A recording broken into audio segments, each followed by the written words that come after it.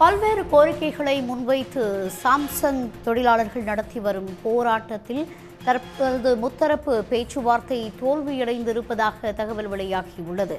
Samsung நிறுவன ஊழியர்களுடன் 6ஆம் கட்டமாக நடந்த முத்தரப்பு பேச்சுவார்த்தையும் தோல்வியில் முடிந்திருக்கிறது.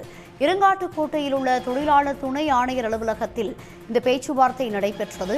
ஊதிய உயர்வு, போனஸ், தொழிற்சங்க அங்கீகாரம் உள்ளிட்ட 8 அம்ச கோரிக்கைகளை வலியுறுத்தி கடந்த 1 மாத காலமாக போராட்டம் நடைபெற்று வந்த நிலையில் தொழிலாளர் நலத்துறை இணை ஆணையர் ரமேஷ், ஆணையர் கமலக்கண்ணன் முன்னிலையில் இந்த பேச்சுவார்த்தை நடைபெற்றது.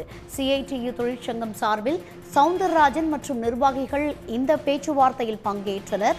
இந்நிலையில் இந்த முத்தரப்பு பேச்சுவார்த்தை தோல்வியடைந்திருக்கிறது. இது குறித்த கூடுதல் விவரங்களுடன் இணைக்கிறார் செய்தியாளர் மணிகண்டன். மணிகண்டன், விவரங்களை பதிவு செய்யுங்க.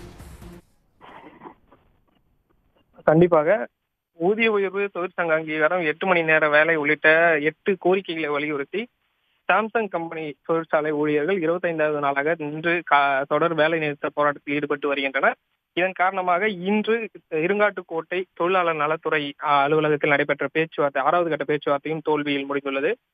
குறிப்பாக இந்த 6வது கட்ட பேச்சுவார்த்தையில் தொழிற்சங்க சார்பில் பாத்தீங்கன்னா CITU மாநில தலைவர் சவுந்தரராஜன், மாநில செயலாளர் முத்துக்குமார், அதே போல தொழிற்சங்க நிர்வாகிகள் பங்கேற்றனர். இதன் சாம்சங் ஆலை நிர்வாகம் சார்பில் பாத்தீங்கன்னா ஆலோசகர், HR உள்ளிட்ட 4 பேர் கொண்ட குழுவும் இந்த பேச்சுவார்த்தையில கலந்துக்கிட்டாங்க.